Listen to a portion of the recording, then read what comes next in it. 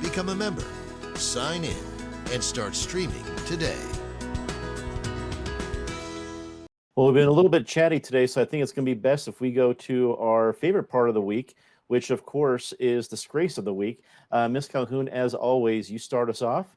Your Disgrace of the Week.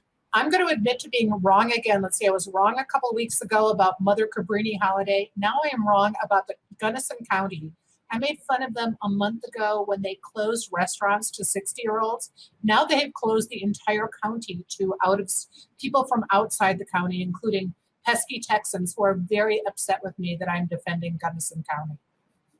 Well, and Gunnison was also, as a city, I'm not sure of the whole county, but Gunnison was also one of the folks back in 1918 we one of the first cities to lock down in that flu crisis as well. They've been studied because a century ago, they really stayed healthy because of that. Mm-hmm. David, your Disgrace of the Week. New Jersey Governor Phil Murphy said he, quote, wasn't thinking of the Bill of Rights in his virus edicts because that's, quote, above my pay grade. Well, actually, his inauguration oath began, I, Phil Murphy, do solemnly promise and swear that I will support the Constitution of the United States. It's the most important thing for which he does get paid. Eric, your Disgrace of the Week. Well, speaking of quotes and speaking of lack of constitutional understanding, how about this quote? When, quote unquote, when somebody is president of the United States, the authority is total. That quote comes from our president, Donald Trump, earlier this week. It is too much to expect this gentleman to read all 85 Federalist Papers, but could he perhaps just read a Wikipedia entry or a Cliff Note version of the concept of federalism, also the concept of separation of powers? Authority in this country is not total. Somebody didn't get the memo. Lucille, your entry for Disgrace of the Week.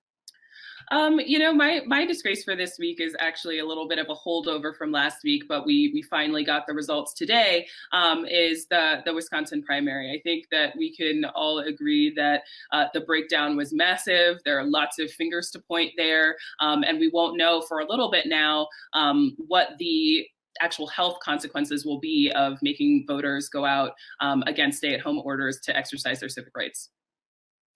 Time for the nice part of the show. Say something nice about somebody, especially in these times. It's even more important than any other week. Patty, as always, we start with you. Say something nice. I love the Howl at 8 p.m. movement that has started. Actually, in Denver now has more than 500,000 people around the world celebrating it.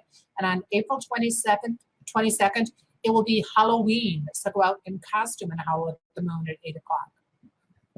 It's certainly a lot of fun to hear. I know in our neighborhood, we always know what time it is when we start hearing the howls and other folks letting know how much they appreciate all the different folks in the front line with us.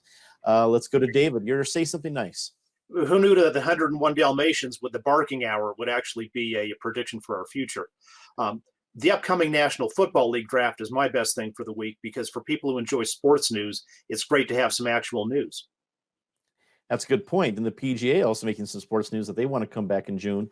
It's as someone I think put on one sportscaster said, mark it down in pencil, maybe not in ink, but at least they're giving it a shot. Eric, you're say something nice.